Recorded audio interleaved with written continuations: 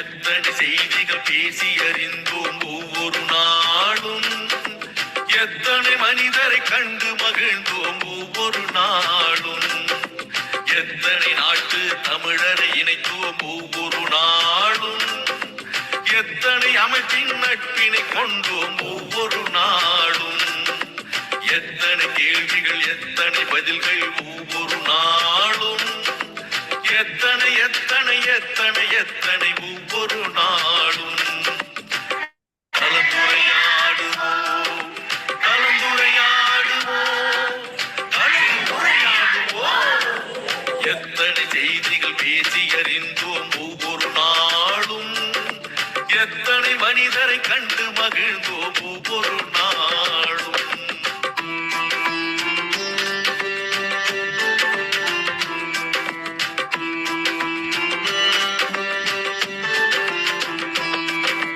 திருக்குறள் வாழ்த்து பாடினோம், இசை தமிழ் பாடலும் பாடினோம், அறிவு வளர்ச்சிக்கு தேவைப்படும் வழி அனைத்தும் அனைத்தும் தேடினோம், ஆற்றல் மிகுந்த மனிதரை எல்லாம் தேடி தேடி ஓடினோம், அவர் உரை முடிந்த பின்னால் நாமும் அவருடன் கலந்து பேசினோம், உடல் நலம் பேசினோம் மனநலம் பேசினோம், பேச வேண்டிய வாழ்வின் செய்திகள் அடுக்கி அடுக்கி பேசினோம், சான்றிதழ் தந்தோம் வலையொலி தந்தோம் அன்பும் நன்றியும் போற்றினோம்.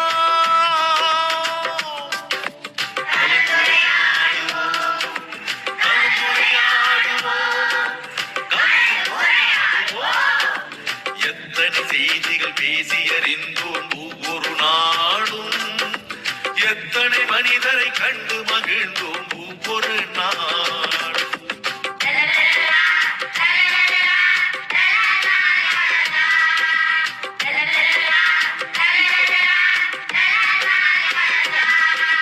சங்க தமிழும் பேசினோம், இன்றைய தமிழும் பேசினோம், எந்த தமிழை பேசினாலும் நாம் பகுத்தறிவுடனே பேசினோம், தொல்லிய தொடங்கி சுவடிகள் வரையில் தோண்டி தோண்டி பேசினோம், பெண்ணியம் தொடங்கி சூழ்நிலை வரையில் ஆய்ந்து தோய்ந்து பேசினோம், கவிதைகள் பாடினோம் கதைகளும் கூறினோம், பட்டிமன்றத்து நிகழ்வுகள் கூட பார்த்து பார்த்து பேசினோம், பிள்ளைகள் தொடங்கி பெரியவர் வரையில் இணைப்புரை தந்து பேசினோம்.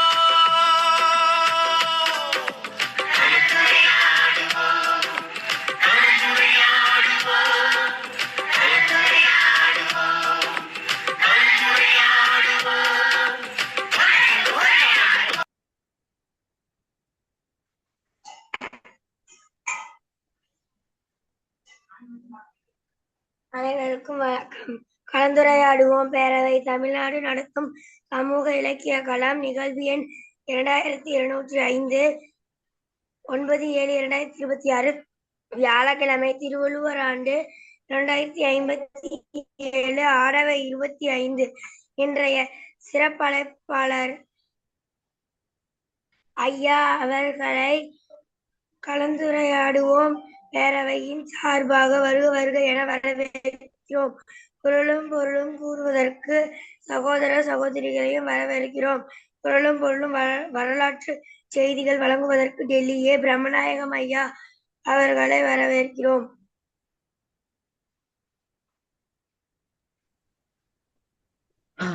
இன்றைய சிறப்பழைப்பாளர் அம்மா அவர்களை வருக வருக என்று வரவேற்கும். முதலில் குரல் வழங்குவதற்கு தாரணி அவர்களை அன்போடு அழைக்கிறோம். வாருங்கள் தாரணி.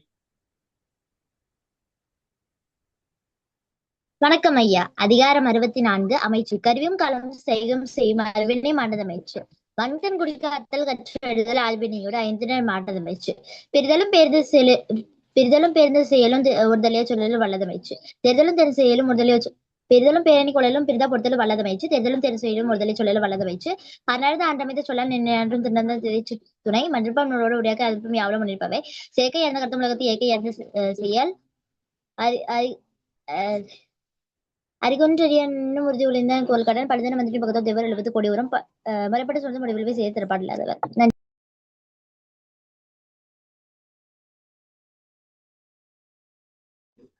தொடர்ந்து இன்றைய நிகழ்வு எண் குரல் இன்றைய நிகழ்வு எண் குரல் பகை தெரிதல் அதிகாரத்தினுடைய 5வது குறள். தன் துணை என்றால் பகையிரண்டால் தான் ஒருவன் இன்துணையால் கொள்கவற்றின் ஒன்று. தனது பகைவர்கள் இரு பிரிவினராக இயங்கும் நிலையில் தனக்கு துணையாக யாருமின்றி தனியாக இருப்பவர் அந்த பகைவர்களில் ஒருவரை துணையாக கொள்ள வேண்டும். தமக்கோ உதவும் நண்பர் இல்லை, தம்மை பகைப்பவரோ இருவர். அப்பொழுது தனியாக இருக்கும் ஆட்சியாளர் தம்மை பகைக்கும் இருவருள் ஒருவரை இனிய நட்பாக மாற்றிக்கொள்வது சிறப்பு. இனி வரலாற்றில் இன்று ஜூலை மாதம் 9ஆம் நாள். இதே நாளில் 869ஆம் ஆண்டு சப்பானில் வடக்கு ஒன்சு அருகே செண்டாய் பிரதேசத்தில் இடம்பெற்ற பெரும் நிலநடுக்கம் ஒன்றில் ஆழிப்பேரலையால் பெரும் சேதம் ஏற்பட்டது. 1755ஆம் ஆண்டு பென்சில்வேனியாவில் பிரெஞ்சு மற்றும் அமெரிக்க பழங்குடியினர் பிரித்தானிய படைகளை தோற்கடித்தனர். 1816ஆம் ஆண்டு அர்ஜென்டினா ஜப்பானியரிடமிருந்து விடுதலையை அறிவித்தது. 1868ஆம் ஆண்டு அனைத்து ஆப்பிரிக்க அமெரிக்கர்களுக்கும் முழு குடியுரிமை வழங்கும் சட்டம் மூலம் ஐக்கிய அமெரிக்காவில் நிறைவேற்றப்பட்டது. 1900ஆம் ஆண்டு வெளிநாட்டு கிறித்துவ மத பரப்புநர்கள் 45 பேரை தூக்கிலிட வடக்கு சீனாவின் சான்சி மாகாண ஆளுநர் உத்தரவிட்டார். 1918ஆம் ஆண்டு அமெரிக்காவில் நாஷ்வில் என்ற இடத்தில் இடம்பெற்ற 2 தொடர்ந்துகள் மோதிக்கொண்டதில் 101 பேர் உயிரிழந்தனர், 171 பேர் படுகாயமடைந்தனர். 1948ஆம் ஆண்டு பாகிஸ்தான் தனது முதலாவது அஞ்சல் தலை வெளியிட்டது. 1982ஆம் ஆண்டு அமெரிக்காவின் பான் ஆம் விமானம் லூசியானாவில் வீழ்ந்ததில் அதில் பயணம் செய்த அனைத்து 145 பேரும் தரையில் இருந்த 8 பேரும் உயிரிழந்தனர். 2002ஆம் ஆண்டு ஆப்பிரிக்க ஒன்றியம் அடிஸ் அபாபாவில் அமைக்கப்பட்டது. தென்னாப்பிரிக்க அரசு தலைவர் தபோ உபக்கி அமைப்பின் முதலாவது தலைவரானார். 2006ஆம் ஆண்டு சைபீரியாவில் இர்குத்ஸ்க் விமான நிலையத்தில் 200 பேரை ஏற்றிச் சென்ற பயணிகள் விமானம் ஒன்று வீழ்ந்ததில் 125 பேர் உயிரிழந்தனர். 2006ஆம் ஆண்டு அக்னி 3 ஏவுகணை ஒரிசாவில் சோதிக்கப்பட்டது. அதன் 2வது அடுக்கு இயங்க மறுத்தமைக்க குறுகிய தூரத்தை சென்றடைந்தது. 2011ஆம் ஆண்டு தெற்கு சூடானில் இருந்து பிரிந்து தனி நாடாக்கியது. இதே நாளில் 1866ஆம் ஆண்டு பனகல் அரசரும் 1943ஆம் ஆண்டு நாஞ்சில் நாரணர் தொல்காப்பியர் தமிழக எழுத்தாளரும் பிறந்தனர். இதே நாளில் எழுத்தாளர் CR கண்ணன் 2009ஆம் ஆண்டு காலமானார். தொடர்ந்து இசைப்பாடல் வழங்குவதற்கு தென்மொழி பண்ணன் ஈகவரசன் ஐயா அவர்களை அன்போடு அழைக்கிறோம்.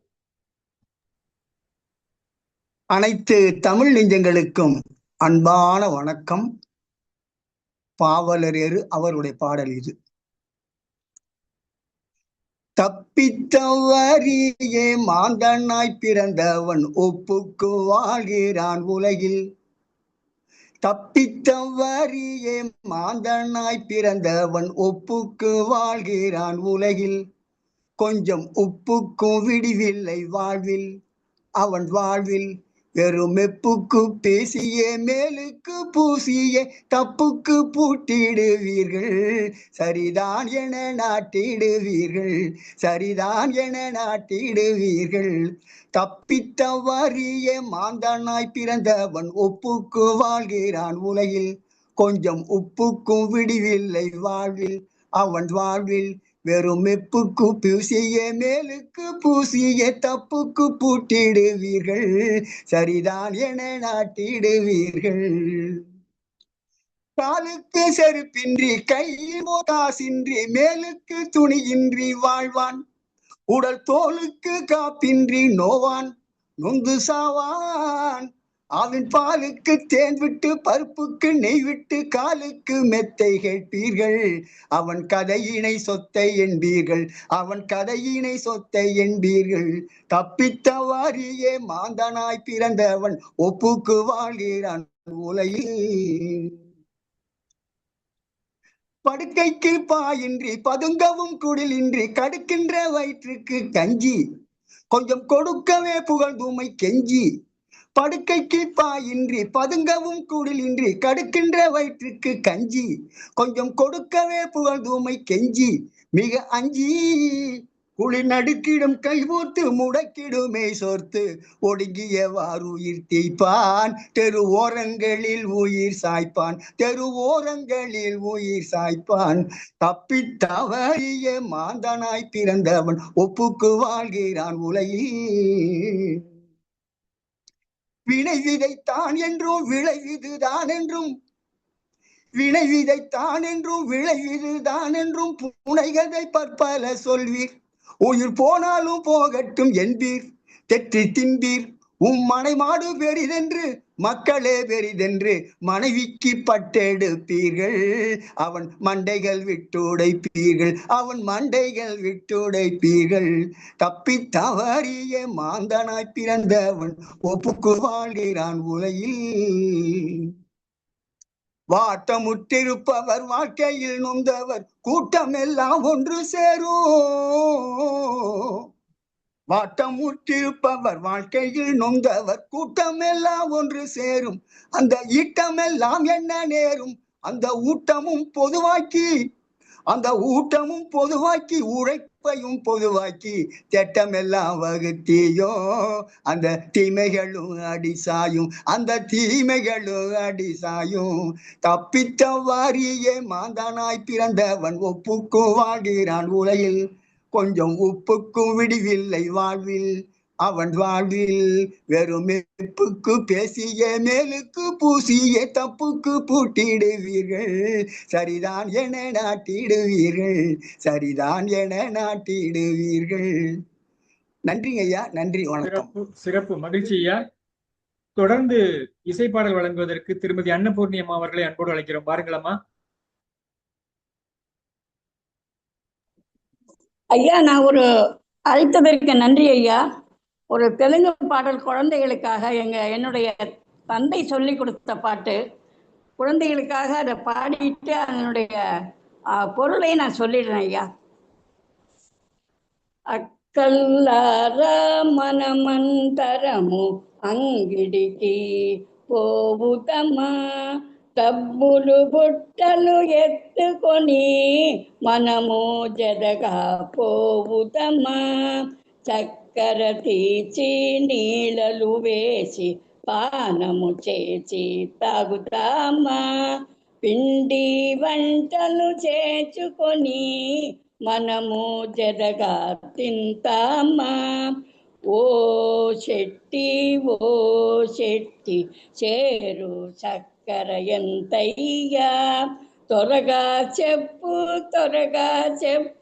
పొద్దులు పోతున్నది.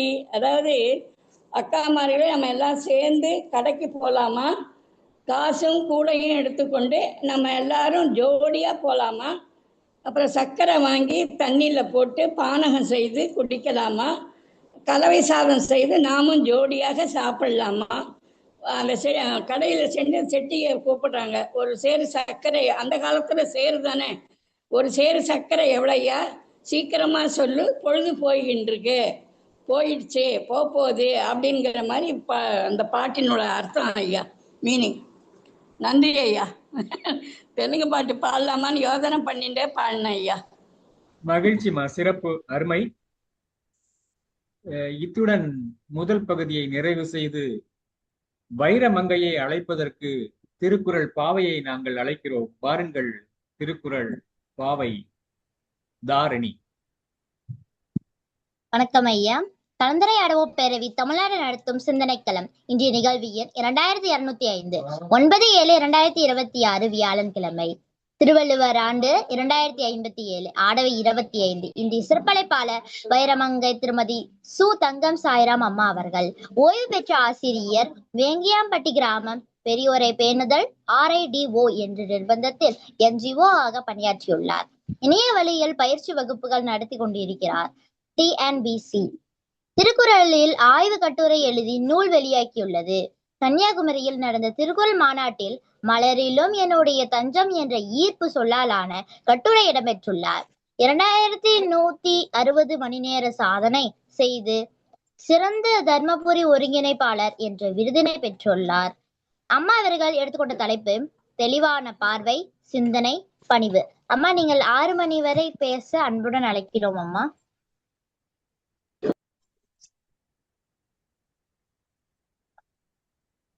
அனைவருக்கும் இனிய மாலை வணக்கத்தை தெரிவித்துக் கொள்கிறேன். இணைந்த தாய்க்கு வித்திட்ட தந்தைக்கும் அறிவினை போயிட்ட ஆசானுக்கும் இயற்கை உணர்வையும் காதல் உணர்வையும் இணைந்தே படைத்த இயற்கை அன்னைக்கும் இதில் என்னை இணைத்த ஜானகி பொன்னன் மலேசியா அவர்களுக்கும், அவர்களால் மில்டன் ஐயா என்னை அழைத்து வந்தார், அவர்களுக்கும் என்னை இப்பொழுது இந்த அவைக்கு வர சொன்னது காமராஜ் ஐயா அவர்களுக்கும், இதை நடத்தி கொண்டிருக்கும் பிரம்மநாயகம் ஐயா அவர்களுக்கும், மேலும் இதனுடைய இயக்குனராக அழகாக வலம் வந்து கொண்டிருக்கும் தமிழ் இயலன் கண்ணம்மாள் அவர்களுக்கும், பேராசிரியர் மற்றும் இங்கு அழகாக திருக்குறளில் கடகட கடகட என்று ஒப்பித்த, அதாவது எப்படின்னு சொல்ல தெரியல, அப்படி ஒப்பித்த தாரணி அவர்களுக்கும், தேன்முடி ஈஸ்வரன் அவர்கள் ஒரு பாட்டினை பாடினார். அதுல உன்னிப்பா கவனித்தால் எத்தனை கருத்துக்கள் உயிரோடு இருக்கின்றது என்னை எண்ணும் போது நம்ம உயிரையே தன் வசப்படுத்தி அப்படியே இழுக்குது. அப்படிப்பட்ட ஒரு பாட்டினை பாடி அவர்களுக்கும், மற்றும் இதில் அன்னபொன்னி அம்மா அவர்கள் அழகாக தெலுங்கு பாட்டினை பாடி அதற்கு விளக்கத்தை தந்தார் அவர்களுக்கும், மற்றும் எமிமால் ஒருத்தர் இருக்காங்க, மற்றும் இணைய போகிற இணைகின்ற அனைத்து அறிஞர் பெருமக்களுக்கும் எனது முதற்கண் வணக்கத்தை தெரிவித்துக் கொள்கிறேன். தெளிவான பார்வை, சிந்தனை, பணிவு, இப்ப எல்லாம் நம்ம பாக்குறோமா? ஒருத்தருக்கு தாரணி இது குழந்தைகளுக்காக தான் நான் கொண்டு வந்திருந்தேன். ஏன்னா 2 குழந்தைகள் இது செய்கிறார். நம்ம நல்லா பாக்குறோமா? தெளிவா இருக்கா பார்வை? ஒன்னும் மங்களா எல்லாம் தெரியல. சரி, அதனாலதான் நாங்களாம் கண்ணாடி போட்டிருக்கோம் பாத்தியா? சரி, ஓகே. தெளிவான பார்வை. அடுத்த போல சிந்தனை. நம்ம என்ன சிந்திக்கணும்? சிந்தனை செய் மனமே செய்தார் தீவினை அகலுமே. தீவினை அகல வேண்டும் என்றால் ஒரு காரியத்தை செய்யும் போது சிந்தனை செய்ய வேண்டும். இப்ப 2 ஆயிட்டா. அப்புறம் பணிவு. பெரியோர்களை கண்டு பணிய வேண்டும். ஒரு காலத்தில் எப்படி இருந்ததுன்னா, தெரியாம காலை எங்கேயாவது பட்டுட்டுனா இப்படின்னு எடுத்து கும்பிடுவோம். யார் மேலேயாவது கால் பட்டுட்டுனா ஐயோ சாரி மன்னிச்சுக்குங்க அப்படின்னு போவோம். இங்கிலீஷ்ல படிச்சோம்னா எக்ஸ்கியூஸ் மீமோ, சாரிமோ, இதெல்லாம் சொல்லிட்டு இருந்தோம். இப்ப கால்ல இடறிட்டே போறோம். திரும்பி பார்த்தா ஒரு முறை. இது பணிவா? பணிவு என்றும் நம்மை காக்கும். இந்த 3ஐ பற்றி தான் எனக்கு தெரிந்தவர்களை வரிகளை தங்களிடம் சொல்ல வந்துள்ளேன். தெளிவான பார்வை, சிந்தனை, பணிவு. எண்ணிய முடிதல் வேண்டும், நல்லவை எண்ணல் வேண்டும், திண்ணிய நெஞ்சம் வேண்டும், தெளித நல்லறிவு வேண்டும், பண்ணிய பாவம் எல்லாம் பருதி முன் பணியே போல நன்னிய நின்முன் இங்கு நசித்திரல் வேண்டும் அண்ணாய். நான் சொல்லவில்லை, பாரதியார் சொல்லுகிறார். எண்ணிய முடிதல் வேண்டும். யார் யார் என்னென்ன எண்ணுகிறார்களோ அது எண்ணியதெல்லாம் நன்றாக நடக்க வேண்டும். அதற்கு என்ன செய்ய வேண்டும்? அதற்கு நம்ம என்ன? கற்க கசடர கற்பவை கற்ற பின் இருக்க அதற்கு தக. என்ன படிக்கிறோமோ அதன்படி நாம் அதற்கேற்கா போல் கசடர படிக்க வேண்டும். படிக்கவற்றை அதை படித்து விட்டு அது எப்படி கசடர, கசடரன்னா என்ன? கசடு அடியில தீங்கி நிக்குமா தாரணி? இல்ல, பிழை இல்லாமல், அந்த பிழை இல்லாம படிக்கணும். பிழை இல்லாமல் படித்தாதான் பிழை இல்லாமல் எழுத முடியும். பிழை இல்லாமல் எழுதினா பிறர் வாசிக்கும் போது அது பிழை இல்லாமல் இருக்கும். அதனாலதான் அப்படி எண்ணிய முடிதல் வேண்டும்னா நம்ம கற்க கசடர கற்பவை கற்ற பின் நிற்க அதுக்கேற்ற போல நிற்க. அப்படியா? சரி. அடுத்தது நல்லவை எண்ணல் வேண்டும். நம்ம எண்ணம் தான் நம்ம வாழ்க்கை. நம்ம நல்லதே நினைத்தால் நல்லதே நடக்கும். ஆகா, நாளைக்கு எனக்கு அறிவியல் பரீட்சை இருக்கு. ஆமா, நல்லா படிச்சிடணும். எப்படி? புக்கை வச்சு நான் நல்லா படிச்சிடணும், நான் நல்லா படிச்சிடணும், நிறைய மார்க் வாங்க முடியுமா? முடியுமா? படிக்கணும். அப்ப என்னன்னா நம்ம என்ன இருக்கு? நல்ல மதிப்பெண் வாங்கணும். அப்ப நல்லவை எண்ணல் வேண்டும்னா அதற்கு நாம் உழைக்க வேண்டும். திண்ணிய நெஞ்சம் வேண்டும். இதெல்லாம் எண்ணிய முடிதல் வேண்டும். நான் என்றதெல்லாம் நடக்கணும், நான் நல்லதெல்லாம் என்ற அப்படின்னு நினைச்சா நம்ம மனசுல என்ன இருக்கணும்? உறுதி வேண்டும். திண்ணிய நெஞ்சம் வேண்டும். தெளித நல்லறிவு வேண்டும். மதில் மேல் பூனை மாதிரி உட்கார்ந்துட்டு இந்த பக்கம் குதிக்கலாமா அந்த பக்கம் குதிக்கலாமா அப்படிலாம் என்ன கூடாது. தெளிந்த நல்ல அறிவு, அந்த அறிவு நல்லா இருக்கணும். தெளிவா நீரோடை போல போகணும். ஒருத்தர் ஒரு மீட்டிங்ல சொன்னாங்க, என்னன்னா நீரோடையில கல்லு போட்டா கலங்கிடும். ஆனா நீரோடை அப்படியே உத்து நம்ம தெளிந்த நீரோட போக்குள்ள பாரு, உள்ள இருக்கிற கல்லு தெரியும், எல்லாமே தெரியும். தெரியுமா தெரியாதா? அப்படி நீரோட போல இருக்கணும். பண்ணிய பாவம் எல்லாம் நான் என்னங்க பாவம் பண்ண, அதெல்லாம் சும்மா பாவம் இல்ல புண்ணியம் இல்ல, கொன்றால் பாவம் தின்றால் தீரும் அப்படிமோ, அதெல்லாம் கிடையாது. தெரிந்தோ தெரியாமலோ எறும்பு போகும், தெரியாம முதிச்சிருப்போம். ஒரு பூச்சி எதுக்கோ வந்திருக்கான், வந்துட்டு பாரு இன்னும் கசக்கிறான் பாரு, நசுத்தனை கசக்கி போட்டிருப்போம். அதனால நமக்கு தெரியாத செஞ்ச பாவங்கள். இதை விட என்ன தெரியுமா, யாராவது நம்மள்ட்ட ஏதாவது இருந்து கேட்டோம்னா இருக்கும், ஆனா இருந்துகிட்டே நம்ம என்ன பண்ணுவோம் தெரியுமா, என்கிட்ட ஏது இல்ல போ, அதை விட பாவம் எதுவுமே இல்லை. வச்சுக்கிட்டே இல்லைன்னு சொல்றோம் பாரு, துரோகத்திலையும் அதாவது அது ரொம்ப ரொம்ப பாவம். அந்த பண்ணியா பாவம் எல்லாம் இதெல்லாம் போகணும்னா அப்ப எப்படி தெரியுமா போகும், பருதி முன் பனியை போலே. சூரியன், பருதினா சூரியன், அந்த சூரியனை கண்டா பனி என்ன ஆகும், பில்லு மேல உட்கார்ந்து இருக்கும் ஒரு மாடுகிரி மாசம் முத்து முத்தா பனி, ஆனா அந்த சூரியனை கண்டா அந்த பனியெல்லாம் ஓடியே போயிடுமா. நசித்திடல் வேண்டும். அதே போல நன்னிய நின்முன் இங்கு, நீங்க வரக்குள்ள குழந்தாய் தாரணி, நீங்க 2 குழந்தைகள் இருக்கீங்கிறதுக்காக தான் இதை நான் எடுத்ததே. பெரியவங்க எல்லாம் கொஞ்சம் வந்துட்டோம், இந்த குழந்தைகள் கேட்கணுங்கிறதுனாலதான். அதனால என்னன்னா நம்ம என்ன பண்ணோம்னா, எண்ணியது நடக்கணும், நல்லது என்னன்னோ திண்ணிய நெஞ்ச வேண்டும், தெளித நல்ல அறிவு வேணும். இந்த பணியை தெரியாம செஞ்ச பாவெல்லாம் போக்க வேணும்னா பனியை பருதி முன் பனியை போல, பனியை சூரியனை கண்டா உருகிடும். அது போல நம்ம என்ன பண்ணோம், நன்னிய நின்முன் இங்கு நசிந்திரல் வேணும். குழந்தைகளா அந்த மாதிரி இருக்கிறதெல்லாம் நீங்க பார்க்காதீங்க. அததான் ஒரு வார்த்தையில என்ன தெரியுமா சொல்றாரு அவரு, ஓடி விளையாடு பாப்பா நீ ஓய்ந்திருக்கல் ஆகாது பாப்பா, கூடி விளையாடு பாப்பா ஒரு குழந்தையை வையாத பாப்பான்னு சொல்லிட்டு, பாதகம் செய்பவரை கண்டால் நீ பயங்கொள்ளல் ஆகாது பாப்பா, மோதி விதித்து விடு பாப்பா, அவர் முகத்தில் விழுந்து விடு பாப்பா என்று சொல்கிறார். அப்படியா, என்னம்மா இப்ப தெளிவான பார்வை, நீங்க சிந்தனைங்க, நீங்க பணிவுங்கிறீங்க, எங்கேயோ போறீங்களே. வர இதெல்லாம் நம்மளுடைய பார்வைதான்.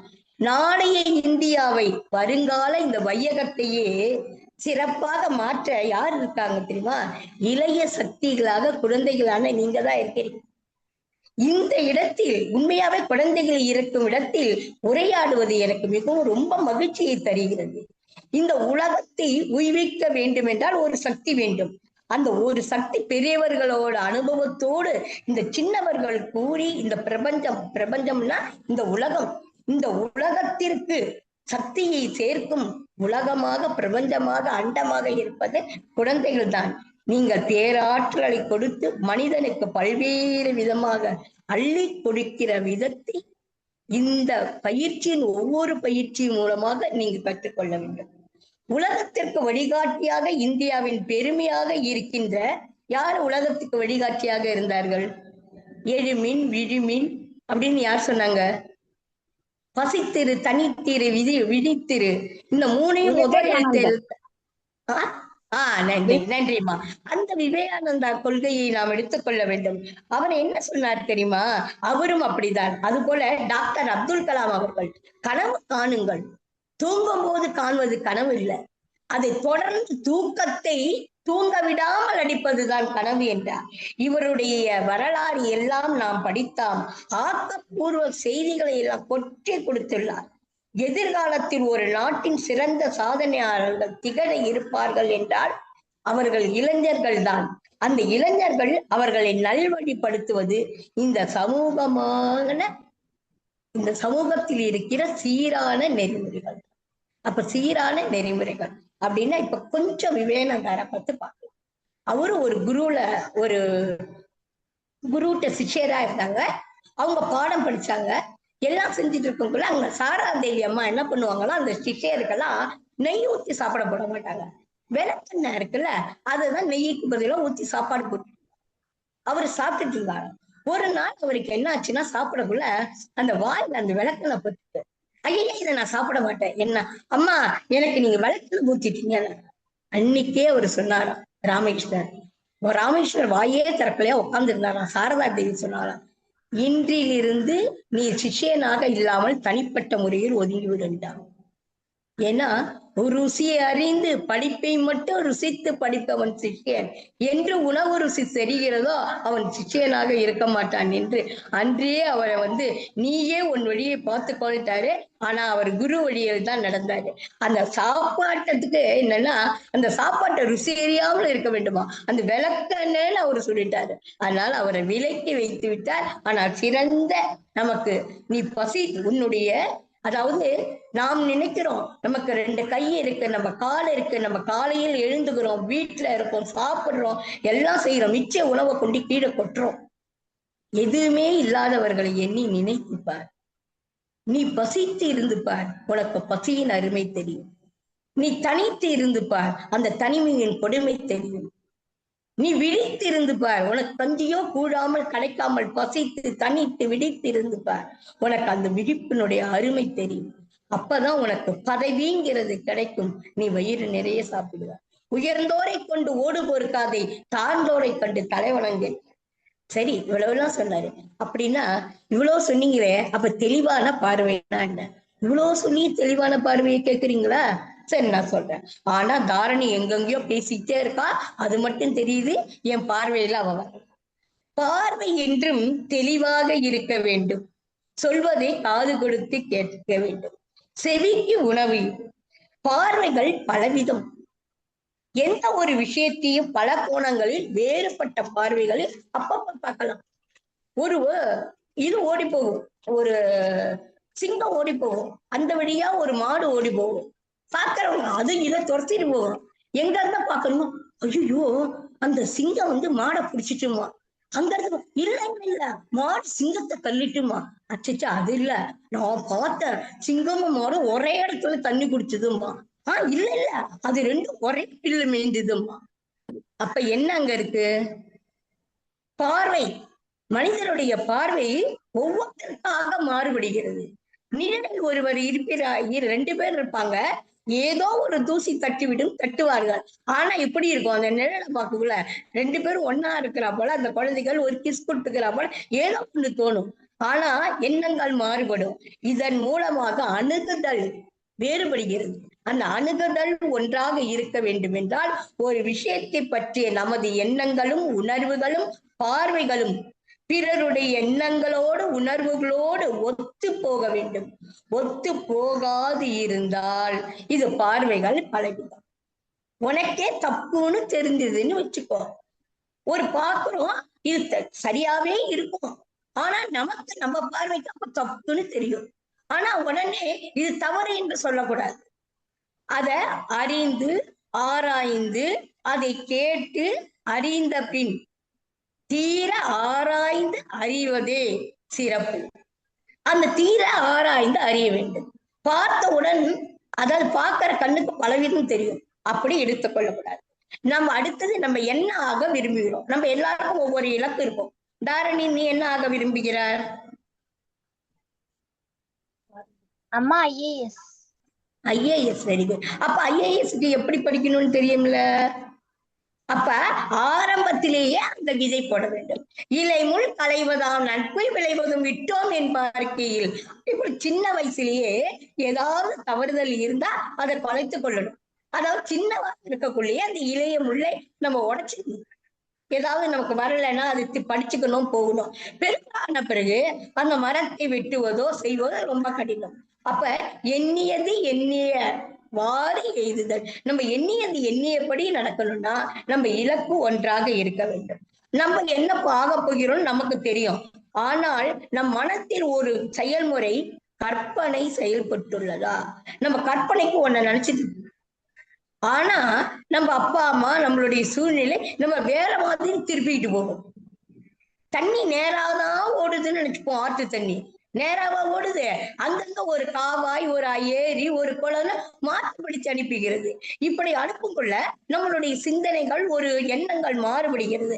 அதற்காக நம்ம இப்படி கன்னத்துல கை வச்சு உட்கார, தெளிவான பார்வை அப்பொழுதும் இருக்க வேண்டும். இது வழி. இந்த வழி நம்ம ஒரு குறிக்கோள். உன்னை சொல்லல, பொதுவா நான் ஒண்ணு ஆகணும், ஆனா ஆவே நிச்சயம். அதுக்கு முன்னாடி அவங்க சொன்னதை முடிச்சுக்கிட்டு, ஏன்னா நம்ம சூழ்நிலை அடுத்தது இப்படி ஆக வேண்டும் என்று நாம் நினைத்துக் கொள்ளலாம். அப்படியும் போது அப்ப எப்படி இருக்குன்னா, ஒரு கனவு, அந்த கனவு தெளிவாக இருக்க வேண்டும். அப்படி இல்லாம ஒரு ட்ரெயின்ல போறோம், ஜன்னல்ல எட்டி பார்க்கிறோம், அப்ப சோன மழை பெய்யுது. அந்த மழைக்குள்ள அந்த காட்சியெல்லாம் பார்த்தா நமக்கு எப்படி தெரியும்? தெளிவா தெரியுமா? எப்படி தெரியும்?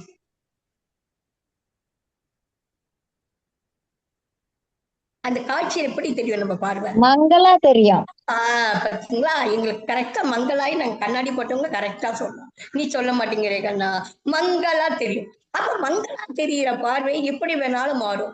ஒரு பச்சை புல்லு இருக்கும், அதை பார்ப்போம், ஏதோ ஒரு சரியா தெரியும், எப்படி தெரியும்? அந்த அந்த மழையில் பார்க்கிற மங்களான பார்வை இல்லாமல் நாம் தெளிவாக பார்க்க வேண்டும். அப்ப எப்படி வேணும்? நாம் செய்யும் செயலில் உங்களுக்கு தெளிவு கிடைத்திடும். நம்ம செய்யக்கூடிய செயல்கள், நீங்கள் செய்ய வேண்டிய செயல்களில் தொகுப்பு உள்ளது. நம்ம என்ன செய்யறோமோ அந்த தொகுப்பு குழந்தையிலேருந்து நம்ம இப்படி இருக்கணும் இப்படி இருக்கணும்னு நம்ம ஒரு தொகுப்பா அந்த ஃபைல்ல நம்ம சேர்த்து வச்சிருப்போம்ல, இது அதுன்னு ஒரு ஃபைல்னு ஒண்ணு வச்சிருப்போம்ல, ஒரு தொகுப்பு, ஒரு இது. அது போல நம்ம மனசுக்குள்ள நம்ம இப்படி ஆகணுமா, அப்ப இதான் படிக்கணும், இந்த மாதிரி இருக்கணுமா, இப்படி செய்யணும். இப்ப பேரண்ட்ஸ் எதை விரும்புறாங்க அதுக்கேத்தாப்புல நம்ம இருக்கணும் அப்படின்னு நமக்குள்ள ஒரு தொகுப்பு வச்சு கொள்ள வேண்டும். அது உங்களுக்கு தெளிவு, அப்பதான் நமக்கு தெளிவு கிடைக்கும். அப்ப அந்த செயல்களின் தொகுப்பை அதை உருவாக்கி அதை நோக்கி செயல்பட வேண்டும். அந்த தொகுப்பை நோக்கி சொல்லுவாங்க, என்ன தெரியுமா, அகலமாக விழுவதை விட ஆழ விழுவதே மேல்.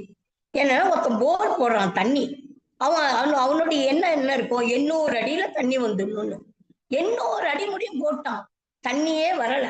அடுத்தது என்ன, சரி இந்த இடத்துல தண்ணி வரல, அடுத்த இடத்துல போடலான்னு வரும். அதே 800 அடி அங்கேயும் வரல, அதுக்கு அடுத்த இடத்துல போடும். இதே போல 800 அடி போட்டான். அப்ப என்ன ஆயிடுச்சு, 2400 அடி போட்டான்.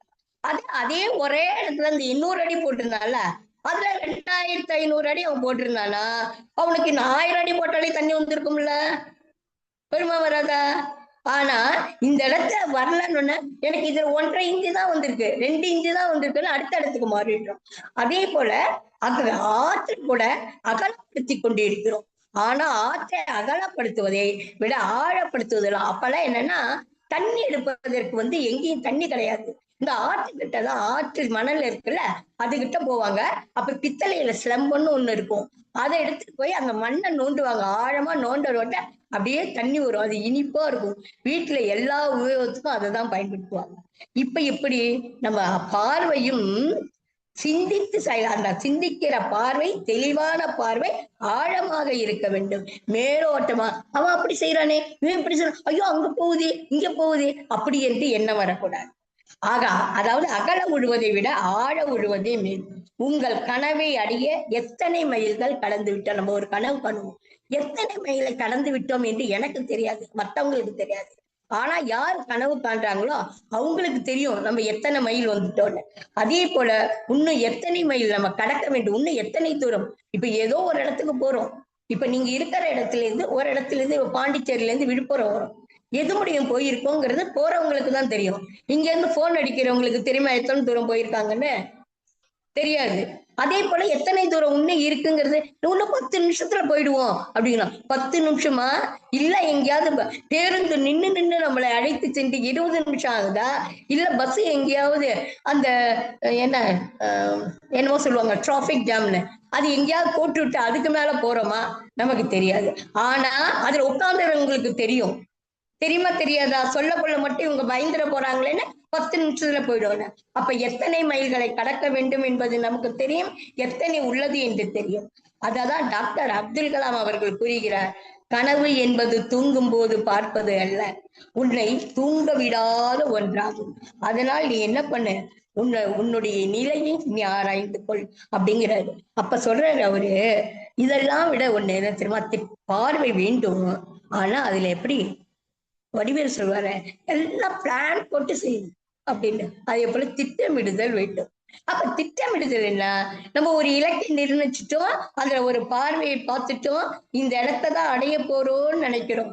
அப்ப அதுக்கு என்னன்னா எத்தனாவது நம்ம ரேங்குனா தரம், ஃபர்ஸ்ட் ரேங்க் செகண்ட் ரேங்க்னு இருக்கும்ல, அது எடுக்கிறது. அது இல்ல ஒன்னே ஒண்ணு சொல்லிடுறேன். ஃபர்ஸ்ட் நான் 3வது படிக்கக்குள்ளதான் அந்த ரேங்க் அட்டை வந்தது. ஆனா அதிக மதிப்பெண் எடுத்திருந்தேன். எனக்கு அன்னப்பண்ணி டீச்சர் என்ன பண்ணிட்டாங்கன்னா முதல் ரேங்குன்னு போட்டாங்க. 24 பேர் தான் இருந்தோம், 1ஆம் நம்பர் 1ன்னு போட்டாங்க. நான் கேட்டேன், எப்படி எனக்கு முதல் ரேங்க் போட்டீங்க? 24 தானே போடணும்னு. அம்மா நீ தான் நான் எப்படி ஃபர்ஸ்ட் ரேங்க்? அதிகமா 24 தானே ஃபர்ஸ்ட் ரேங்க், அதிக எண்ணு. புரியுதா கண்ணதாரணி? அது பெரிய எண்ணு 24 தானே, 1ன்னு போட்டா அது சின்ன எண்ணு தானே அப்படின்னு. அது எனக்கு அண்டர்ஸ்டாண்டே ஆகல. அதனால அந்த டீச்சர் என் கன்னத்துல அடிச்சு கண்ணை வீங்கி எனக்கு காயலா வந்து ஒரு நாள் கடந்து, அதுக்கப்புறம் வீட்டுல வந்து அந்த டீச்சர் என்னை கட்டி பிடிச்சி அழுது சமாதானப்படுத்தி ஒரு 3 நாள் கழிச்சுதான் இந்த 24க்கும் நம்பர் 1க்கும் என்ன வித்தியாசம்னு எனக்கு. ஆனா இன்னைக்கு எல்கேஜி குழந்தையில இருந்து நான் ஃபர்ஸ்ட் ரேங்க் வாங்கிட்டேன்னு பெருமிதமா சொல்றாங்க. அப்ப எனக்கு தெரியல. அப்ப என்ன வேணும்னா, உங்கள் வகுப்பில் அதிக ரேங்க் எடுப்பது எப்படி, முதல் தேர்ச்சி பெறுவது எப்படி, முதல் முயற்சியில் வெற்றி பெறுவது எப்படி அப்படின்னு சொல்லிட்டு ஒவ்வொன்னா நாம் பார்க்க வேண்டும். அடுத்தாப்புல அதை திட்டமிடுதல் வேண்டும். அது வலுவான நோக்கத்துடன் இருக்க வேண்டும். நீங்கள் தயாராகிவிட்டால் அதை யாராலும் தடுக்க முடியாது. ஓட்டப்பந்தயத்துல நிக்கிறான், காலை எடுத்து வச்சாச்சு, அங்க விசில் ஊத போறான். விசில் ஊதக்குள்ள டேய் கொஞ்சம் திரும்பி பாருனா யாராவது திரும்பி பார்ப்பாங்களா? ஏன் பின்னாடியே ஓடி விடுவானோன்னு நினைப்பாங்க. அது போல திட்டமிட்டு ஒன்றை தொடங்கிவிட்டால் உங்களை தடுப்பதற்கு 1000 தடைகள் வரும். அந்த தடைகள் எல்லாம் உடைத்து போக வேண்டும். அதான் விங்ஸ் ஆஃப் ஃபயர். ஒரு ஆசிரியர் எழுவது போல் ஆசை இதயத்திலிருந்தும் ஆவியிலிருந்தும் உருவாகும் போது அந்த ஆசை எங்க இருந்து வரணும்? இதயத்திலிருந்து வரணும். ஆவினா என்ன? உயிர். இந்த உயிர் இருக்கிறதுனால இந்த உடல், இந்த உடல் இருக்கிறதுனாலதான் எனக்கு தங்கம்னு பேரு. இந்த உயிரும் உடல் இல்லைன்னா எனக்கு பேரு தங்கம்னு இருக்குமா? உயிர் மட்டும் இருந்ததுன்னா அது ஆவின்னுபாங்க, உடல் மட்டும் இருந்ததுன்னா அது ஒண்ணுமே இல்லாத சவம்பாங்க. இது ரெண்டும் சேர்ந்திருந்தனால்தான் தங்கம். அப்படிங்கும்போது ஆசை இதயத்திலிருந்து ஆவியிலிருந்து உருவாகும் போது அது தூய்மையானதாக, தீவிரமானதாக, அற்புதமான மின்காந்த ஆற்றலாக இருக்க வேண்டும். அதை நாம் தெளிவான பார்வை கொண்டு பார்க்க வேண்டும். இந்த பார்வைக்கு இவ்வளவு நேரம் ஆயிட்டுல, எப்படி சிந்தனை பண்ணுவீங்க? எதையும் நாம் சிந்தித்து செய்ய வேண்டும். வித்தியாசமாக சிந்திக்க வேண்டும். ஒவ்வொரு சொன்னதையே வச்சுட்டு அதையே நம்ம அந்த எருதின் மீது காக்கா உட்கார்ந்து குத்துற அதே புண்ணுலையே கொட்டிட்டு அதையே சொன்னதையே சொன்னது அரைச்சமாவையே திரும்ப திரும்ப அரைக்கக்கூடாது. புதுசு புதுசா செய்யணுமா? எல்லா தலைவர்களும் தாங்கள் இருக்கும் இடத்தை அடைந்திருக்கும். அவர்கள் தங்கள் யோசனையை வளர்த்தி இறுதியில் தங்களுக்கு ஒரு தனித்தத்துவமா எல்லா தலைவரையும் பாருங்க. நம்ம பெரியார பாருங்க, எவ்வளவு அழகா ஈவேரா அவர்கள் பகுத்தறிவை கொண்டு வந்தார். ஈவேரா பகுத்தறிவுன்னா அவரை விட்டா யாருமே கிடையாது. எல்லா சிந்தனைக்கும் போனார் அவர் ஒருவரே. அதே போல அறிஞர் அண்ணா தமிழ் அப்படியே மடை திறந்த வெள்ளம் போல வரும். எங்கதான் சுத்தி வந்தாலும் தனக்கேற்ற ஒரு இடத்தை அமைத்துக் கொள்ள வேண்டும். இதேதான் டாக்டர் அப்துல் கலாம் இளைஞர்களை வித்தியாசமாக சிந்திக்க செயல்பட்டார். என்ன செய்தியாவது, என்ன செய்தி, எனது செய்தி என்னன்னா குறிப்பாக இளைஞர்களுக்கு வித்தியாசமாக சிந்திக்கும் தைரியம் வேண்டும். அவருக்கு சிந்திக்கக்கூடிய தைரியம் வேண்டும். கண்டுபிடிப்பதற்காக ஒவ்வொன்றையும் கண்டுபிடிப்பதற்கான அவங்களுக்கு என்ன வேணும்? தைரியம். ஆராயப்படாத பாதையில் பயணிக்க யாருமே ஆராய்ச்சியை செஞ்சிருக்க கூடாது. அப்படிப்பட்ட ஒரு பாதையை அவங்க அமைக்க வேண்டும். சாத்தியமானவையா என்பதை சிந்தித்து கண்டறிந்து சிக்கல்களை வென்று, அவர் அழகா சொல்றாரு அப்துல் கலாம். சிக்கல்கள் வரும். ஒரு கோலம் போடுறோம், சிக்கு கோலம்னு போடுவாங்க பத்தியா? வீட்டுல நிறைய பார்க்கலாம். புள்ளி போட்டு சிக்கு கோலம் போடுவாங்க. நம்ம போட்டோம்னா போட முடியாது. அது எங்க தொடர்ந்து எங்க முடியுதுன்னு தெரியாது. அப்படிதான் வாழ்க்கை. அந்த சிக்க கொஞ்சம் கொஞ்சமா இழுத்தாதான் முடியும். நீ 2 ஜடை பின்னிருக்க, அம்மா சீவக்குள்ள எத்தனை சிக்கல் எடுத்து பின்னிருப்பாங்க. சிக்கல் எடுக்காம அந்த ஜடையை பின்ன முடியுமா? முடியாது. அப்ப எத்தனை சிக்கல் இருக்கும். அது போல நம்ம வாழ்க்கையில நிறைய சிக்கல் வரும். நீ படிக்க உட்காருவ, அப்பதான் அப்பா அப்பாத்தா கூப்பிடுவாங்க, அம்மாயி கூப்பிடுவாங்க, அம்மா கூப்பிடுவாங்க, தம்பி அப்பதான் அக்கா இப்போதைக்கு காங்கும். ஒவ்வொருத்தர் அம்மா அப்பதான் ஏதாவது ஒண்ணு சொல்லிட்டு நான் பின்னாடி இருக்க தண்ணி மூண்டு கொடுமாங்க. இத்தனை தடைகள் வரும், இத்தனை சிக்கல்கள் வரும். அத்தனை தடைகளையும் வென்று படிக்கற்களாக சிந்தித்து செயல்பட வேண்டும். இந்த சிக்கல்களை வென்றால்தான் உனக்கு தைரியம் கிடைக்கும். இந்த தைரியத்தோடு வாழ்ந்தால்தான் நீ ஒரு சிறந்த பெண்மணியாக வர வேண்டும். திரும்ப ஏபிஜே அப்துல் கலாம் ஒரு படகு உரிமையாளரின் மகன் தான், நமக்கெல்லாம் தெரியும். அவரு இருந்தாலும் சிறு வயதில் தனது குடும்பத்திற்கு உதவியாக செய்தித்தாள்களை ஒவ்வொரு வீட்டுக்காக கொண்டு சேர்த்தார். அடுத்தது அவரது அர்ப்பணிப்பும் ஆர்வமும் அவரது வெற்றிக்கு வழிவகுத்தது. அதுபோல அவர்கள் ஆசிரியர்களையும் பெரியோர்களையும் அம்மா பெற்றோர்களை மதித்தார். அதனால்தான் அவர் பெரியோரானார். வெற்றிக்கு பின்னால் அவர் தனது குடும்பத்திற்கு மட்டுமல்ல, அவர் முழு தேசத்திற்கு சேவை செய்ய அனுபவித்தது எது தெரியுமா? சிந்தித்து செயல்பட்டதா. சிந்திக்காமல் இருந்தால் வராது. 1998 அவர் 20 ஆண்டுகளில் இந்தியாவை வளர்ந்த நாடாக மாற்றுவதை நோக்கமாக கொண்ட தொழில்நுட்ப விஷன் 2020 உருவாக்கினார். நான் அழகாக இல்லை, ஆனால் உதவி தேவைப்படும் ஒருவருக்கு நான் என் கையை கொடுக்க முடியும் அவர் கூறியது. நான் அழகாக இல்லை, நீ அழகு என்று சொல்லாது.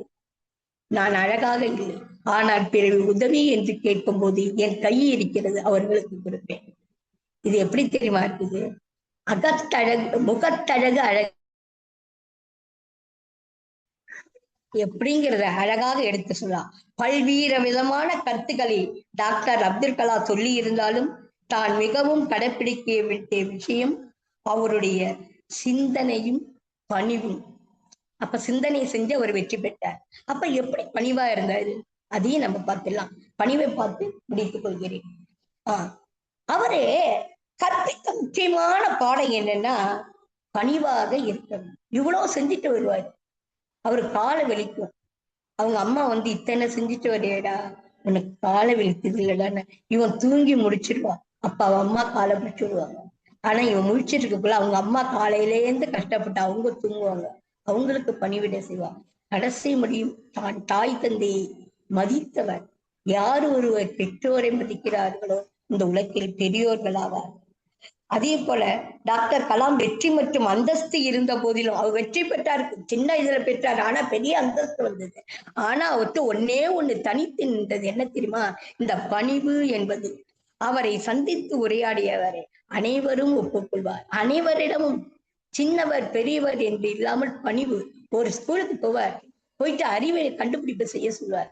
செய்ய சொல்லிட்டு யார் சரியா செஞ்சிருக்காங்களோ அவங்களுக்கு அப்துல் கலாம் அல்லது அறிஞர் பட்டம் கொடுத்துட்டு வருவார். அது போல கிருஷ்ணகிரியில உள்ள ஒரு ஸ்கூலுக்கு வந்தார். வந்துட்டு அங்க செஞ்சவங்களுக்கெல்லாம் ஒரு பட்டம் கொடுத்த அறிவியல் அறிஞர்ங்கிற ஒரு பட்டம். அதுல என்னுடைய சக்திங்கிற ஒரு பையன் வாங்கினான் அந்த பட்டம்.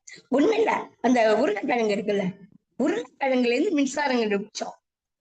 அதுக்கு அவனுக்கு அவ்வளவு பெரிய பட்டம். ஆனா ஒவ்வொரு ஸ்கூலா போனார், மாணவர்களை தட்டி கொடுத்தார், அவர்களுக்கு பட்டத்தை கொடுத்து எல்லாரையும் ஊக்குவித்தார்.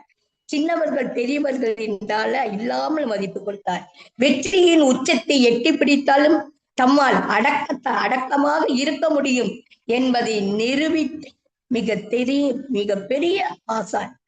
எளிமையும் அடக்கமும் அவரை மக்கள் ஜனாதிபதியாக்கியது. எங்கேயோ பிறந்தார், கடலிலே பிறந்தார், கப்பலிலே பயணமானார். இல்ல, கப்பலிலே பயணமாகவில்லை. எதுல பயணமானார்? சை என்ற ஆகாயத்தில் தண்ணீரில் பிறந்து ஆகாயத்தில் பயணமாய் ஆகாயத்தின் உச்சியை தொடர அளவுக்கு உயர வைத்தது அவருடைய பணிவு. அப்ப அது மட்டும் இல்ல, அவர் என் நிறுவனங்களில் ஏராளமான சொற்பொழிவுகளை வழங்கினார். அவர் எங்கு சென்றாலும் யாரை தெரியுமா? இளம் மனங்களையே தேடி சென்றார். அந்த பூ இருக்குல்ல, பூவுக்கு முன்னாடி என்ன ஆகும்? ஒரு அரும்பு இருக்கும். அந்த அரும்பு மணக்குமா? மனம் தருமா அரும்பு?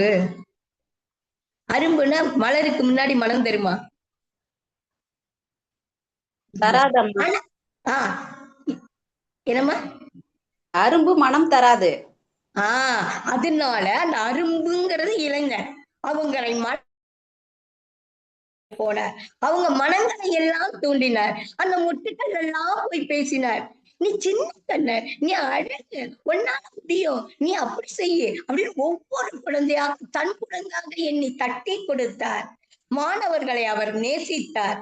அதனால் தான் அவர்கள் மாணவர்களை நேசித்தார், மாணவர் அவர்களை நேசித்தார் தான் இன்று அவரது பிறந்த நாள் உலக மாணவர் தினமாக கொண்டாடப்படுகிறது.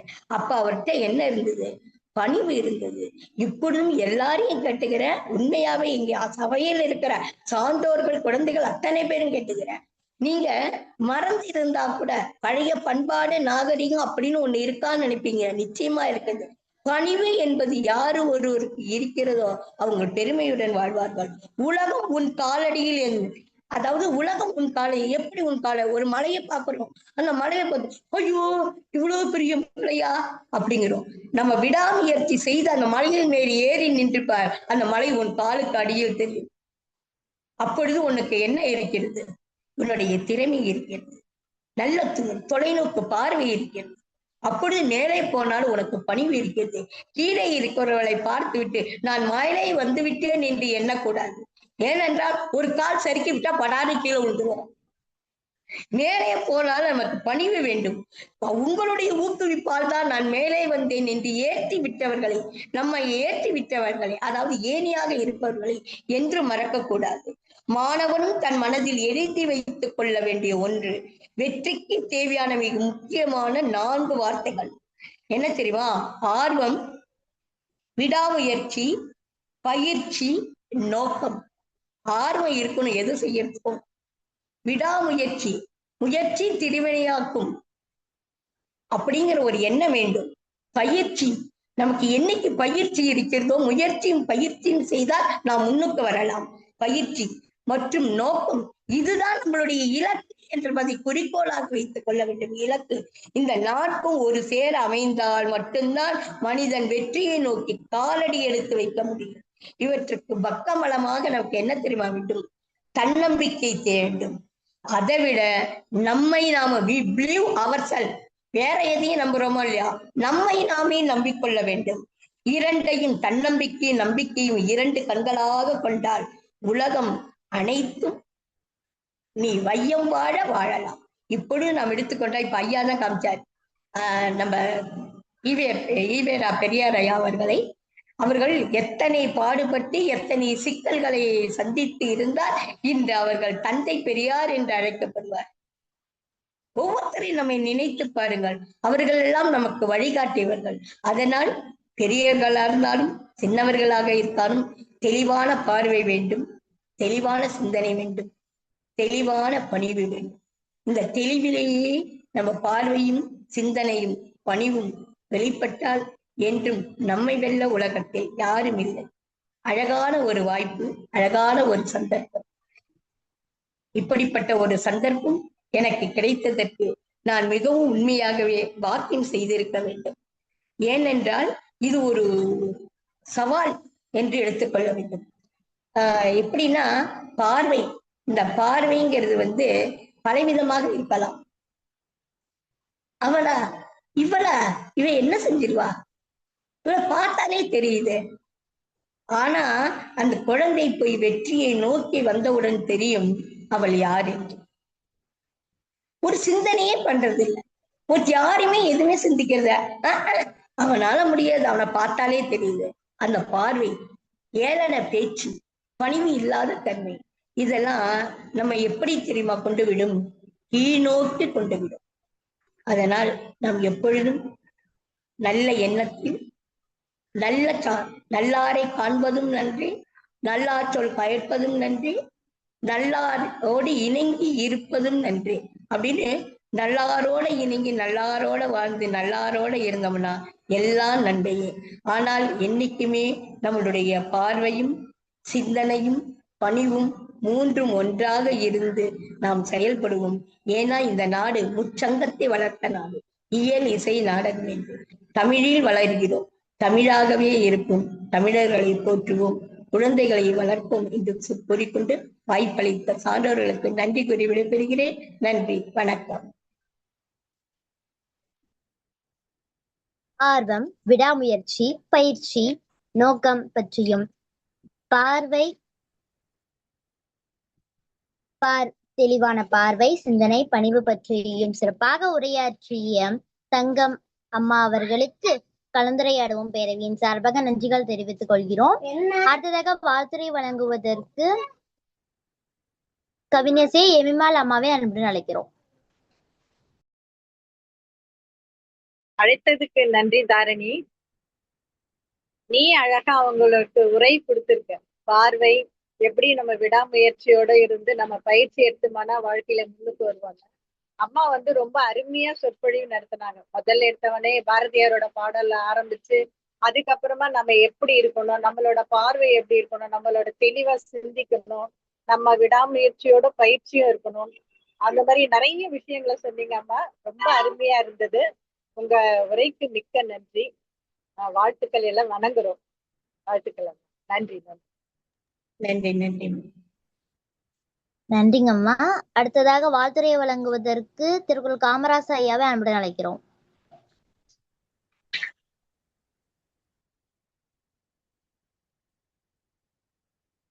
ஐயா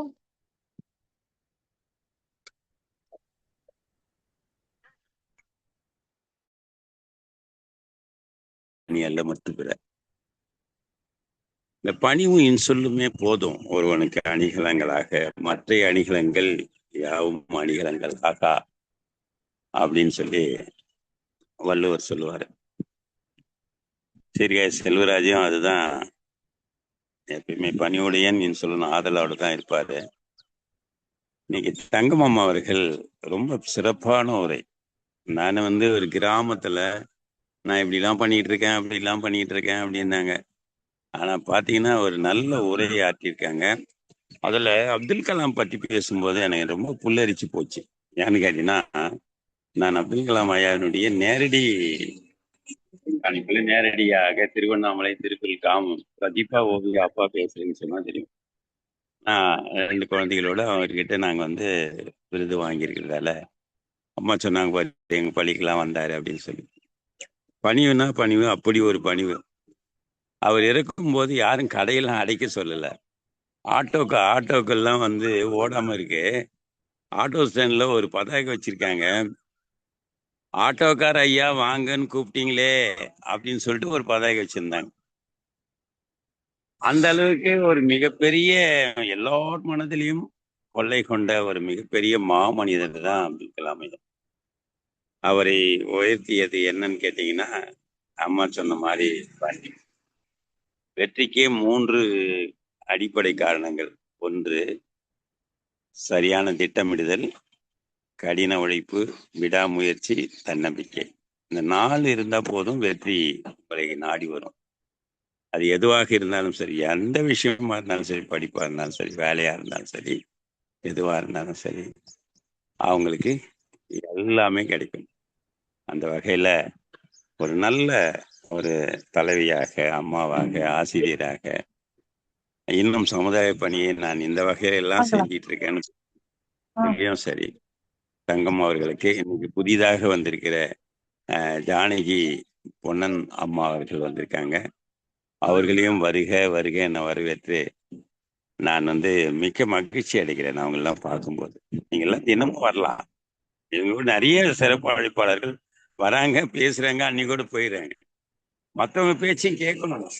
அடுத்தவங்க பேச்சு கேட்கதான் நமக்கு ரொம்ப நல்லா இருக்கும். ரகுராமன் ஐயாவும் வந்திருக்காங்க. வருக வருக என வரவேற்கிறேன் ரகுராமன் ஐயாவை. வாங்க ஐயா. அது இருவருமே எல்லாருமே சாயந்தரம் 5 மணி 5:30 ஆச்சா, அடுத்தவங்க என்ன சொல்றாங்க, செவிக்கு உணவு தானே, நல்ல சாப்பாடு போடுறாங்க. எமிமாலமா கூட சொன்னாங்க பாருங்க, ரொம்ப அருமையான பேச்சுன்னு சொல்லி. அதனால ரொம்ப நல்ல விஷயம். அதே மாதிரி இந்த மலர்கள் பூக்கிறது ஓசை யார் வைரமுத்து சொல்லுவாரு, அந்த ஓசையை கூட சொல்லுவாரு. ஆனா அந்த மலர்கள் மலர்ந்த பிறகுதான் வாசனை வருமோ தவிர நீங்க அதுக்கு முன்னாடி சுட்டு போட்டா கூட வராது. அதுக்கு உதாரணம் கூட சொல்லுவாங்க, ஒரு தாய் குழந்தை பிறந்த அடுத்த நிமிஷம் தான் பாலையும் சுரக்கும்.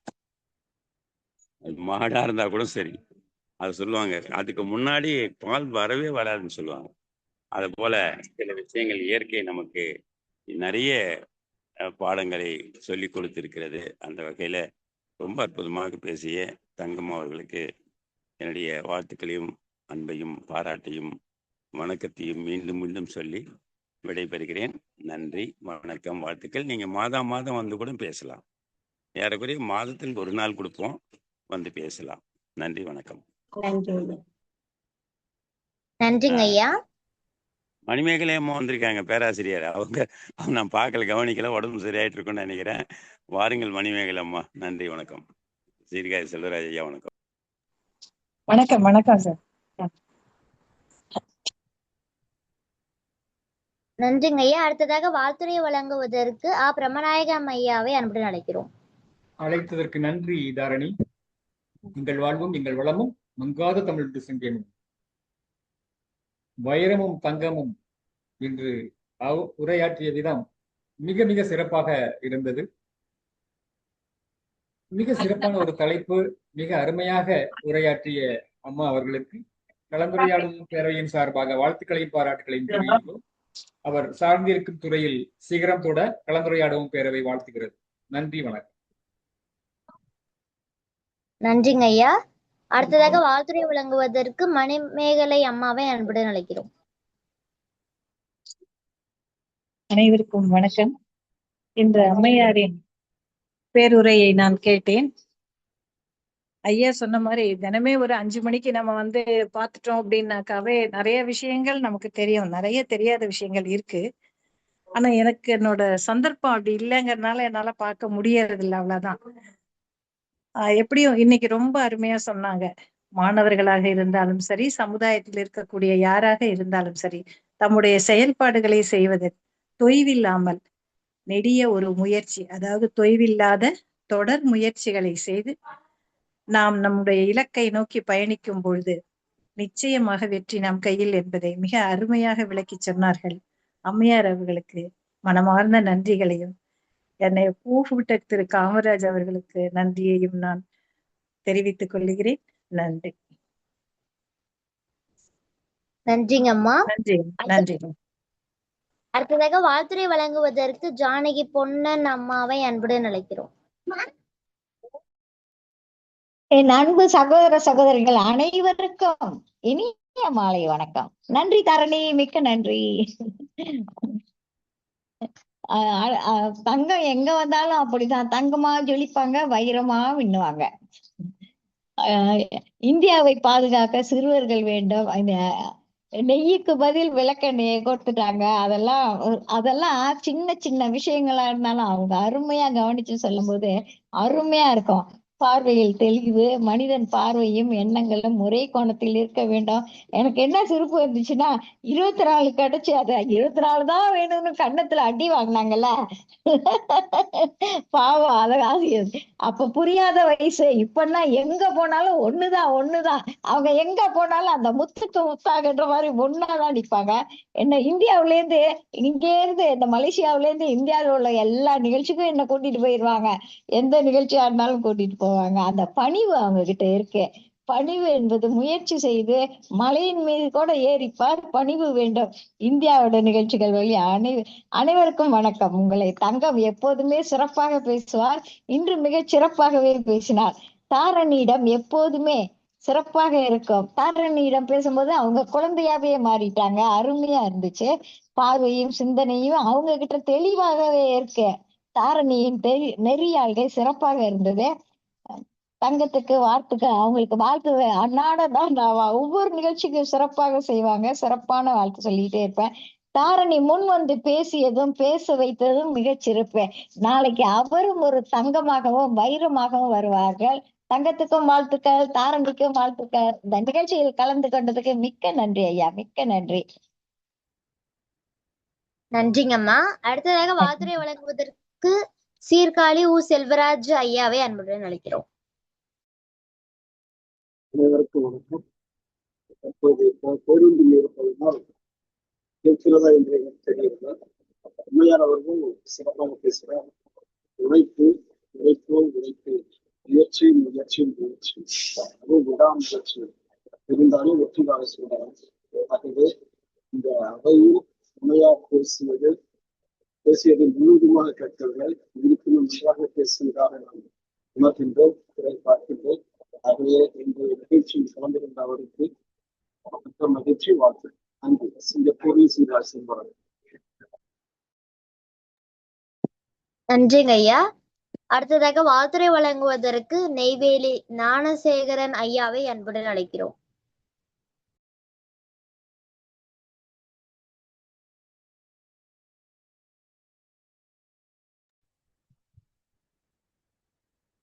ஐயா நீங்க மியூட் போட்டு பேசுறீங்க ஐயா. இன்று அழைத்ததற்கு நன்றி தாரணி. இன்றைய சிறப்பு அழைப்பாளர் அன்புக்கினிய சகோதரி, இன்றைக்கு தங்கம் விலையும் ஏறி போச்சு, வைரம் விலையும் ஏறி போச்சு. ஆனா அவங்க மட்டும் நமக்கு மிக மலிவான நிலையில சிறப்பான கருத்துக்களை நம்மகிட்ட சொல்லியிருக்காங்க. அவங்களுக்கு என்னுடைய மனங்கனிந்த வாழ்த்துக்களை தெரிவித்துக் கொள்ள கடமைப்பட்டிருக்கின்றேன். பார்வை என்று சொன்ன போது எனக்கு 2 செய்தி ஞாபகத்துக்கு வந்தது. ஒன்று, இந்த மேதனத்தை பத்தி நம்ம பாவேந்தர் பாடுறார் ஒரு பாடல்ல. ஒரே வரி மட்டும் சொல்லிடுறேன். சித்திர சோலைகளே உன்னுடைய வேரனிலே எத்தனை பேர் ரத்தம் சிந்தினரோ என்பார். அந்த பார்வை, அவருடைய பார்வை எங்க போகுது பாருங்க. இன்னைக்கு நம்ம இவ்வளவு வசதி வாய்ப்பு பெற்றிருக்கோம். ஆனா இதுக்கு யார் எத்தனை பேர் ரத்தம் சிந்தினாங்க உன் வேர்ல அப்படிங்கிறத ரொம்ப ஒரு பார்வை, ஒரு நுணுக்கமா ஒரே ஒரு சென்டென்ஸ்ல முடிக்கிறார். அதே போல விருத்தாசலத்துல ஒரு பெரிய பொதுக்கூட்டத்துக்கு பெரியார் வந்திருந்தாரு. அவர்கிட்ட ஒரு பழைய தோழர் ஐயாவை பார்க்க வந்தாங்க. வாங்க வாங்கன்னு ரொம்ப அழகா உபசரித்து வரவேற்று அவரோட உரையாடிட்டு இருந்தார் பெரியார். போகின்ற போது அந்த கையில இருக்கிற விடுதலையை கொடுத்துட்டு போன்னு சொன்னார். என்னடா விடுதலையை பிடுங்குறாருன்னு நாங்கெல்லாம் யோசனை பண்ணி வேடிக்கை பார்த்துட்டு இருந்தோம்னா, அந்த விடுதலையை வாங்கிட்டு ஐயா சொன்னாங்க, இந்த மனுஷன் கடந்த காலத்துல நம்ம இயக்கத்துக்கு நிறைய பாடுபட்டிருக்காரு. அவர் என்னை வந்து பார்த்ததுக்கு மகிழ்ச்சி. நான் என்ன அவர் மேல கோச்சுக்க போறேன்னா, இந்த பாருங்க இந்த விடுதலை, இந்த தலைப்பு எனக்கு தெரியும். நான் 1965 வெளியிட்ட விடுதலை இன்னைக்கு 70 இப்போ வந்து காட்டுறாரு. அதை என்ன காரணம்னா, விடுதலையை பார்த்தீங்கன்னா ஒவ்வொருத்தரும் அந்த தலைப்பு மாறும், அந்த தலைப்பு இருக்கக்கூடிய கலர் மாறும். இதை நாங்க கவனிக்கல. ஆனா அந்த மனிதன் பார்வையிலே கவனிச்சுட்டார். நல்ல மனிதன், அருமையான தோழர், நம்ம கட்சிக்காக ரொம்ப பாடுபட்டாரு. ஆனா அவர் பாருங்க, என்னை பார்க்க வந்தா நான் என்ன கோச்சுக்கா போறேன், விடுதலையை கொண்டாந்து பழைய விடுதலை எதுக்கு என்கிட்ட காட்டுறாரு அப்படின்னு சொல்றாரு. இதெல்லாம் என்ன சொல்றேன்னா பார்வை. அம்மா சொன்னாங்கல்ல பார்வையில இருக்குன்னு, அந்த மாதிரி ஒரு பார்வையில ஒரு மனிதன் வருகின்ற போது ஒருத்தருக்கும் ஒவ்வொரு இது ஸ்டைல் இருக்கு, அந்த பார்வையில தெரிஞ்சிடும். அது மாதிரி அவங்க பார்வை, நோக்கம் எல்லாத்த பத்தியும் ரொம்ப சிறப்பா சொன்னாங்க. அது அப்துல் கலாம் ஐயா, பெரியார எல்லாரையுமே மிக சிறப்பா அம்மா எடுத்து சொன்னாங்க. ஏன்னா நான் முன்னே சொன்னேன், தங்கமும் வைரமும் அவங்க மேல கொட்டி கிடக்கு, கருத்து மழையாக கொட்டி கிடக்கு. அம்மா நீங்க பேசுறது கேட்கல, நீங்க திரும்ப எல்லாருக்கும் கோர்வையா பதில் சொல்லலாம். எனவே அப்படிப்பட்ட ஒரு அருமையான சகோதரி நம்முடைய அரங்கத்திற்கு வந்து இந்த அரங்கத்தை சிறப்பித்திருக்கிறீர்கள். உங்களுக்கு என்னுடைய வணக்கத்தையும் வாழ்த்துதலையும் தெரிவித்துக் கொள்ள கடமைப்பட்டிருக்கின்றேன். இன்றைய காலகட்டம் என்பது 100 ஆண்டு காலமாக நாம் போராடி பெற்ற உரிமைகள் எல்லாம் பறிபோகக்கூடிய ஒரு நிலையில நாம் இருக்கோம். எனவே உங்களை போன்ற அன்பு சகோதரிகள் இந்த மாணவ செல்வங்களிடம், இன்றைய மக்களிடம் அறிவையும் தெளிவையும் ஞானத்தையும் உண்டாக்க வேண்டிய ஒரு காலத்துல இருக்கின்றோம். மாற்றத்தை நாம், பெரியார் அவர்கள் சொல்வார்கள், மாற்றம் ஒன்றுதான் மாறாதது என்று. அந்த மாற்றம் மனித நேயத்திற்கு, மனித பண்புக்கு, மனிதனுடைய வாழ்வின் வளத்திற்கு சரியாக வரும் என்றால் அந்த மாற்றத்தை நாம் பந்தயம் போட்டு ஏற்றுக்கொள்ளலாம். ஆனால் இந்த சமுதாய முன்னேற்றத்திற்கு, சமுதாயத்தில் நாம் ஏற்படுத்திய இந்த மாபெரும் சாதனைகளுக்கு அது வெந்நீராக வறுமையானால் அவர்களை எதிர்த்து நாம் போராடி மக்களுக்கு நல்ல அறிவையும் நல்ல ஞானத்தையும் புகட்ட வேண்டியிருக்கிறது. உங்களை போன்ற சகோதரிகள் ஜனரஞ்சமான மக்களிடம் அறிவார்ந்த கருத்துக்களை நாளும் எடுத்துரைத்து நல்லதொரு எதிர்காலத்தை உருவாக்க வேண்டும் என பணிவோடு கேட்டு கனிவோடு விடைபெறுகிறேன். தந்த வாய்ப்புக்கு நன்றி, வணக்கம்.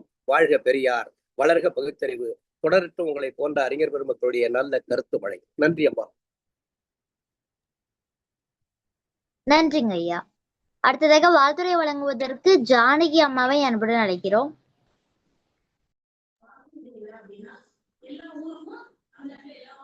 அனைவருக்கும் என்னுடைய இனிய மாலை வணக்கம். இன்று நம்முடைய சிறப்பு அழைப்பாளர் அம்மா அவர்கள் பேசிய விதம் நம்ம வீட்டுல ஒருத்தர் பேசுற மாதிரியே இருந்தது. பள்ளியில் மாணவர்கள் நீங்க நிறைய செயல்களை சொன்னாலும் கேட்க மாட்டாங்க, இங்கிலீஷ்ல பேசினாலும் கேட்க மாட்டாங்க. ஆனா ஒரு தாயை போல நம்ம உணர்வோடு கலந்த அந்த தமிழ்ல பேசும்போது அவங்க நம்மளை மெய்மறந்து பாக்குற மாதிரி இருந்தது. உண்மையில் எனக்கும் அவர்களுக்கும் இந்த இடத்திலே ஒரு இணைப்பு ஏற்பட்டதாக நினைக்கிறேன். நம்பிக்கை உடையவர்களை நஞ்சினாலும் கொல்ல முடியாது, அவநம்பிக்கை உள்ளவர்களை எந்த மருந்தினாலும் காப்பாற்ற முடியாது. வாழ்க்கையில ரொம்ப ரொம்ப நம்பிக்கை வேணும். நம்பிக்கை மட்டும் இருந்ததுன்னு வைங்களேன், இந்த உலகத்தையே ஆண்டுட்டு போயிடலாம் அப்படின்னு சொல்லுவாங்க. அந்த மாதிரி போற போக்குல அப்படியே பேசிட்டு போற மாதிரி இருந்தது அந்த கருத்துக்கள். அதிலும் எண்ணங்கள் அழகானால் வாழ்க்கை அழகாகும், எல்லா பிரச்சனைக்கும் காரணம் நம்முடைய சிந்தனை தான் என்று அம்மா அவர்கள் அந்த தன்னம்பிக்கை பற்றி பேசிய விதம் மிகவும் எனக்கு பிடித்திருந்தது. அம்மா, உங்களுடைய உரை ஒவ்வொன்றும் ஐயா சொன்னது போல வைரங்கள் இதெல்லாம் கல்வெட்டில் எழுதி வைக்க வேண்டும் என்று சொல்வார்கள், அந்தது போல ரொம்ப அருமையாக இருந்தது. கடைசியா சொன்ன பார்வை, அது அப்படிதான், யாரையும் பார்த்த உடனே ஜட்ஜ் பண்ணிடக்கூடாது. Don't judge cover by the book அப்படின்னு சொல்லுவாங்க. ஒரு புக்கோட அட்டைப்படத்தை பார்த்தோன்னா இந்த படிக்கவே மாட்டோம், அதுக்கு பிறகு உள்ள பார்த்தா தெரியும், ஐயோ இந்த புக்கையா நம்ம இப்படி சொன்னோம் அப்படின்ற மாதிரி நமக்கு தோணும். அந்த மாதிரி மிக மிக அழகான ஒரு இன்னைக்கு உரை நீங்க கொடுத்தீங்கம்மா, ரொம்ப நல்லா இருந்தது. திரும்ப திரும்ப நீங்க இந்த அவைக்கு வந்து வாழ்த்துறை வழங்க வேண்டும், பேச வேண்டும். அது போல தாரணி கிட்ட இன்னைக்கு ஒரு விஷயத்த என்னால பார்க்க முடிஞ்சுது. ஒருங்கிணைப்பாளர் காமராஜர் ஐயா ஒவ்வொரு 50 நாளுக்கும் ஒவ்வொருத்தர மாத்துவாங்க. ஆனா தாரணி இன்னைக்கு அவங்க பேசும் போதெல்லாம் நோட்ஸ் எடுத்த மாதிரி இருந்தது. இன்னும் ரொம்ப கவனிச்சிங்க. அதே மாதிரி உங்களை பாராட்டி சொல்லும் போதெல்லாம் அந்த அந்த என்ன சொல்லுவாங்க, உணர்ச்சியை நீங்க வெளிப்படுத்துறீங்க. தாரணி உண்மையிலே ரொம்ப ஆச்சரியமா இருந்ததுமா. ஒவ்வொருத்தர் சொல்லும் போதும் வணக்கம் வைக்கிறது, அந்த எக்ஸ்பிரஷனை காட்டுறீங்க, ரொம்ப நல்லா இருந்தது. நிறைய பேர் வந்திருக்கிறாங்க. தாரணியோட அந்த ஒருங்கிணைப்பு மிக மிக அருமை. இதை வளர்த்தெடுத்த காமராஜர் ஐயாவுக்கும் நம்முடைய பிரம்மநாயகம் ஐயா அவர்களுக்கும் நம்முடைய மனமார்ந்த வாழ்த்துக்கள். அம்மா, உங்களுக்கும் வாழ்த்துக்கள். ஐயா பிரம்மநாயகம் ஐயாவுக்கு ஒரே ஒரு வேண்டுகோள் ஐயா, வருகின்ற 12ஆம் தேதி பட்டிமன்றம் நடக்க இருக்கிறது நம்முடைய கலந்துரையாடும் பேரவையில். நேரம் கொஞ்சம் 12 மணிக்கு அந்த இணையத்தை ஓபன் செய்தால் நல்லா இருக்கும் ஐயா.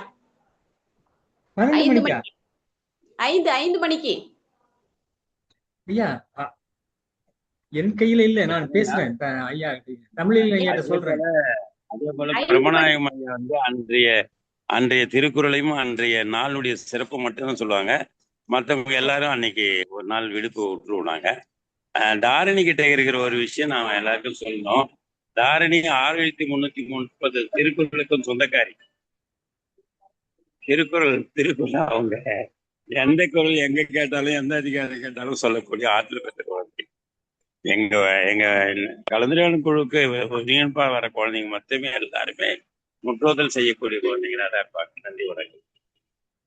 அந்த பட்டிமன்றம் வந்துங்க ஐயா, ஏன்னா ஒரு 6 பார்ட்டிசிபென்ட் இருப்பாங்க, 6 பேர் பங்கேற்பாளர், ஒரு நடுவர். அவங்களோட உரை முடிக்கிறதுக்கு கண்டிப்பா 6:15 வரைக்கும் ஆயிடும் ஐயா. அதனால கொஞ்சம் கரெக்டா 5 மணிக்கு ஓபன் பண்ணிடுங்க, அதுக்காக சொன்னேன். இல்லைன்னா நீங்க ஓபன் பண்ணிட்டு அந்த நாங்க கோகோஸ்ட் பண்ணிக்கலாமான்னு கேட்க சொன்னாருங்க. இணையம் ஓகே, ஒருங்க ஏன்னா டைமுக்கு முடிச்சுட்டா நல்லா இருக்கும், ரொம்ப திரும்ப போகுது. அவர் திறந்ததுல இருந்து நீங்க முடிகிற வரைக்கும் நான் இருக்கிறேன், நான் பிரச்சனை இல்லை, ஞாயிற்றுக்கிழமை தான் பிரச்சனை இல்லை. நன்றி நன்றி. அதுபோல இந்த இணையத்தில் இருப்பவர்கள் அனைவரும் சிறிய சிறிய ஆர்வமுள்ள, தமிழில் ஆர்வமுள்ள இளைஞர்கள் பேசுறாங்க, என்ன போல ஆசிரியர்கள் பேசுறாங்க. நான் அந்த பட்டிமன்றத்தை ஒருங்கிணைக்கிறேன். ஆனால் அனைவரும் அன்று ஞாயிற்றுக்கிழமை 5 மணிக்கு கட்டாயம் கலந்து கொள்ள வேண்டும் என்று உங்களுடைய அன்போடு கேட்டுக்கொள்கிறேன் அம்மா. நன்றி நன்றி. நன்றிங்க அம்மா. அடுத்ததாக வாழ்த்துறை வழங்குவதற்கு திருமதி அன்னபூர்ணி அம்மாவை அன்புடன் அழைக்கிறோம். அழைத்ததற்கு நன்றி தாரணி. இன்று நம்முடைய சிறப்பு அழைப்பாளர் அம்மா தங்கம் அவர்களுக்கு முதற்கண் என்னுடைய வணக்கம். குழந்தைகளுக்கும் சான்றோர் பெருமக்களுக்கும் என்னுடைய வணக்கம். அவருடைய பெயருக்கு ஏற்ற மாதிரியே அந்த வைரமும் தங்கமும் சேர்ந்து ஜொலித்தது அந்த பேச்சு. அதை அதை விட்டு வெளியில வர முடியல, அவ்வளோ அருமையா பேச ஆரம்பிச்சாங்க. தெளிவான பார்வை, சிந்தனை, பணிவு, இதுதான் அந்த தலைப்பு. முதல்ல என்ன வேணும்? தெளிவான பார்வை வேணும். ஆனால் நாங்கள் வயசானவங்கள்லாம் இப்போ கண்ணாடி போட்டுருக்கோம், அதனால தான் தெளிவாக பார்வை தெரியுது. கண்ணை செக் பண்ணிவிட்டு அதை நம்ம கண்ணாடி போட்டோம்னா பார்வை நல்லா தெரியுது. தெளிவான பார்வை வேண்டும். அப்புறம் குழந்தைகளுக்கெல்லாம் அந்த கண்ணாடி தேவையில்லை, அவங்களுக்கு அந்த தெளிவான பார்வை எப்போவுமே இருக்கும். அப்புறம் சிந்தனை செய்தால் தீவினை நிச்சயமாக அகன்று போயிடும் அப்படின்னு அந்த கருத்து. அது பணிவு பெரியவங்களுக்கும் சின்னவங்க மரியாதை காட்டணும், பணிவு வேணும். யாராக இருந்தாலும் பணிவோடு நடந்தோம்னா நமக்கு நல்ல பெயர் கிடைக்கும். அடுத்தது எண்ணியதை முடிதல் வேண்டும். பாரதியார் சொன்ன மாதிரி நாம் எண்ணத்தை செய்கிறோமோ அதை முடிக்கிற ஒரு செயல் நமக்கு இருக்கணும் கண்டிப்பாக. அடுத்தது வந்து பிழையில்லாமல் படித்து பிழையில்லாமல் எழுத பழகின்றார். நிச்சயமா தமிழ் நல்லா வரும், நல்லா பேசலாம்.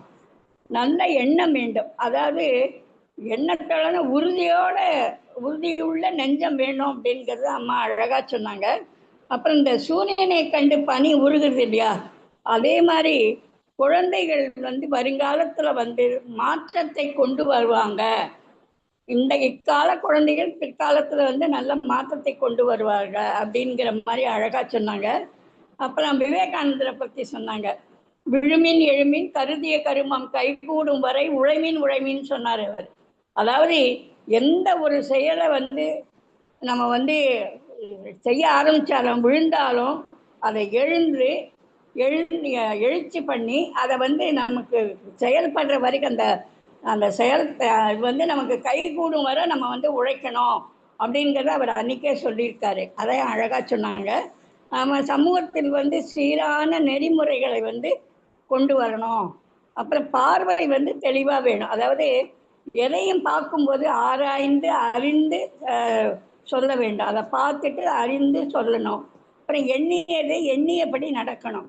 அப்புறம் குறிக்கோளோட நன்கு படிக்கணும். என்ன ஒரு குறிக்கோள், நம்ம நல்ல ஒரு முதல் ரேங்க் எடுக்கணும், ஃபர்ஸ்ட் நல்லபடியாக வரணும், எல்லாருக்கும் முந்தினதாக வரணும் அப்படிங்கிற மாதிரி ஒரு இதை வந்து குறிக்கோளோட படிக்கணுங்கிறத அருமையாக சொன்னாங்க. அப்புறம் மங்கலான பார்வை இல்லாமல் தெளிவாக பார்க்கணும் அப்படிங்கிறத சொன்னாங்க. அப்புறம் உதாரணம் சொன்னாங்க, அகல உழுவதை விட ஆழ உழு. அதாவது நம்ம வந்து அகலமா உழுவதை விட ஆழ உழுந்தா நிச்சயமா வந்து நமக்கு தண்ணி வரும். அதே மாதிரி ஆற்றை வந்து ஆழப்படுத்தணும் அப்படிங்கிறதையும் சொன்னாங்க. அதே மாதிரி பார்வையும் வந்து நமக்கு ஆழமா இருக்கணும் அப்படிங்கிற அழகா சொன்னாங்க.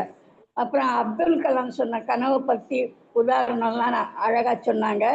அதாவது எப்படின்னா முதல்ல முயற்சி பண்ணணும், அப்புறம் திட்டமிடணும், அதுக்கப்புறம் தயாராகணும், அப்புறம் அதை பற்றி நன்கு செயல்படணும் அப்படிங்கிற 4 இதுவும் முக்கியமாக கொண்ட இந்த கால குழந்தைகள் நிச்சயமா பிற்காலத்தில் நல்ல ஒரு இதுவாக வாலிபராக இளைஞராக வருவாங்க. இப்போ சிந்தித்து செயல்பட வேண்டும் அப்படின்னாரு, அது சொன்னாங்க. அப்புறம் வந்து ஈவேரா, அறிஞர் அண்ணா, ஈவேரா வந்து பகுத்தறிவை எப்படி கொண்டு வந்தாங்க, அதே மாதிரி அறிஞர் அண்ணா தமிழ்ல வந்து அவரை பேசுறதுக்கு வேற ஆளே நல்லபடியா எந்த தலைப்பை கொடுத்தாலும் பேசுறதுக்கு திறமை. ஒரு சபையில வந்து என்ன பேசணும்னு கேட்டாராம் அவரு. தலைப்பே இல்லை சார் அப்படின்னாங்க. தலைப்பே இல்லைங்கிறத பத்தி அண்ணா அவர்கள் அருமையா பேசியிருக்காரு ஒரு சபையில. அதை வந்து அவருடைய பேச்சு திறமை எல்லாருக்குமே நன்கு அறிந்தது. அப்புறம் அப்துல் கலாம் சொன்ன மாதிரி தைரியம் வேணும். எது எடுத்தாலும் நம்ம தைரியத்தோட செயல்படணும். சிந்தித்து செயல்பட்டா நிச்சயமா வெற்றி கிடைக்கும். அப்புறம் நம்மை நாமே புரிந்து கொண்டு தன்னம்பிக்கையும் நம்பிக்கையும் இருந்தா நிச்சயமா நம்ம வாழ்க்கையில் முன்னேற முடியுங்கிறத ரொம்ப அருமையா அழகா சொல்ல அம்மாவுக்கு என்னுடைய வாழ்த்துக்கள்மா. நன்றி. நன்றிங்கம்மா.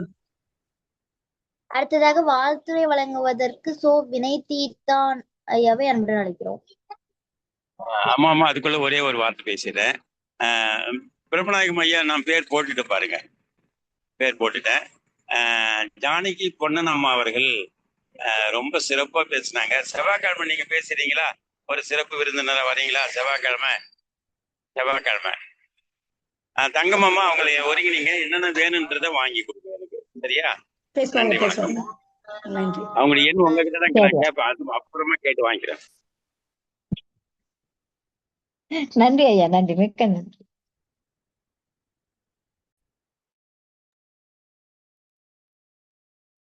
வினய் தீர்த்தான் ஐயா.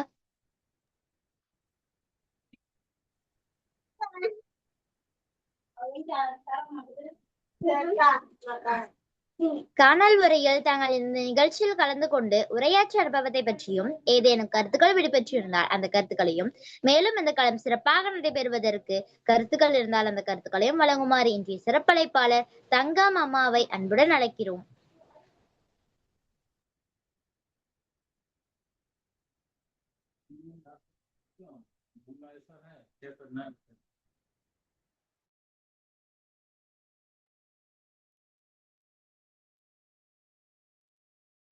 அம்மா என்ன சார் ஆரம்பிங்க சார், ஆரம்பிங்க சார். நீங்க வந்து பாடுவீங்க, உங்களை நாங்க ஃபாலோ பண்ணுவோம். எல்லாரும் வணக்கம்மா. தரணி சொல்லுங்க. ஆமா, இப்போ நீங்க பேச வேண்டிய நேரமா தங்கம். வந்து விட்டேன். நீங்க வந்து இந்த நிகழ்ச்சியில் கலந்து கொண்ட அனுபவத்தை பற்றியும் ஏதேனும் விடுபட்ட செய்திகள் இருந்தால் அதை பற்றியும், இந்த நிகழ்ச்சி மேலும் சிறப்பாக நடைபெறுவதற்கு தங்கள் ஏதேனும் கருத்துக்கள் இருந்தால் அதை பற்றியும் 3 நிமிடங்களில் வழங்குமாறு உங்களை அன்போடு கேட்டுக்கொள்கிறோம். மிகவும் மீண்டும் ஒரு அனைவருக்கும் மனமார்ந்த வணக்கத்தை தெரிவித்துக் கொள்கிறேன். மிகவும் சிறப்பான அமைப்பு, சிறப்பான அதாவது நெறியாள்கள், சிறப்பாக கற்றுக் கொடுத்த ஆசான்கள், ஒவ்வொருத்தவரும் வந்து சொன்ன விதம் எனக்கு, அதாவது மின்னோட்டத்தை விட பின்னோட்டம் மிகவும் அழகாக இருந்தது. நான் எப்படி பேசினேன் என்று எனக்கு தெரியவில்லை. வந்துவிட்டேன், தெரிந்ததை பேசினேன். ஆனால் தெளிவான பார்வையோடு சிந்தித்து பணிவுடன் பேசினேன் என்று நினைக்கிறேன். தான் என்ற அகந்தை இல்லாமல் சொல்கிறேன். தான் என்ற அகந்தை என்று தலைக்கு வருகிறதோ அன்று நாம் தாழ்ந்து விடுவோம். அந்த அகந்தை தான் என்பது வரக்கூடாது, இல்லாமல் சொல்கிறேன். அதனால் எல்லாரும் நல்ல பார்வையில் நன்றாக சிந்தித்து பணிவுடன் இருந்து இந்த நெறியை அழகாக கொண்டு போகிறேன். செம்மையாக இருக்கிறது. எனக்கு என்றாவது ஒரு வாய்ப்பு கொடுத்தால் மீண்டும் வந்து விடுபட்டது என்று இல்லை. ஏனென்றால் அங்க டேஷுக்கு இடம் இல்லை. அது பூர்த்தி தான் பண்ணிட்டேன். இருந்தாலும் ஒரு டேஷை சேர்த்து கொண்டு எப்பயாவது நேரம் கிடைத்தால் நான் தங்களிடம் வந்து பேசுகிறேன். மிக அருமையான ஒரு அமைப்பு, கலந்துரையாடல், அழகான ஒரு பெயர். என்ன சொல்வது என்று தெரியவில்லை.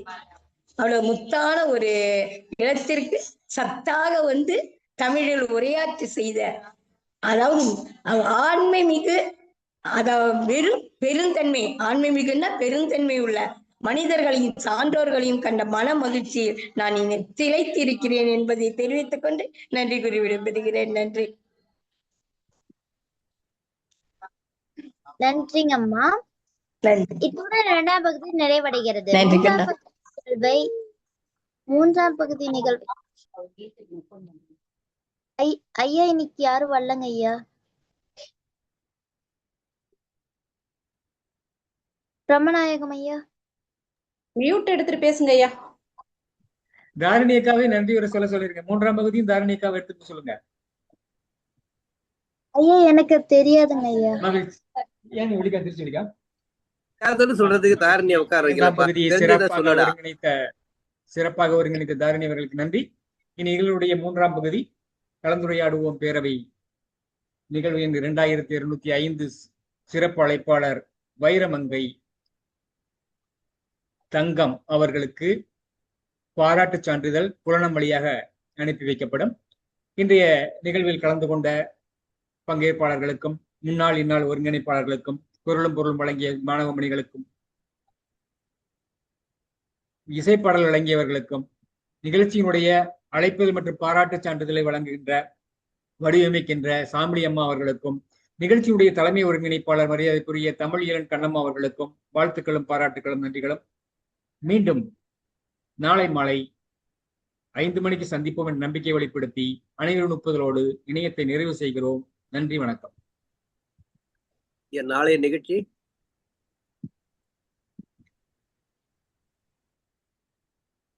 நாளை நிகழ்வு 3 என்ற தலைப்பில் நாளை பன்முக கலைஞர் திருமதி சமாரியா என்ற ஒரு நாளை பேசுகிறார். பாரதியார் பாவேந்தர் என்ற தலைப்பில் பேசுகிறார். பாரதிதாசன் பட்டுக்கோட்டை கல்யாண சந்திரம் என்ற தலைப்பில் அவர் பேசுகிறார். மீண்டும்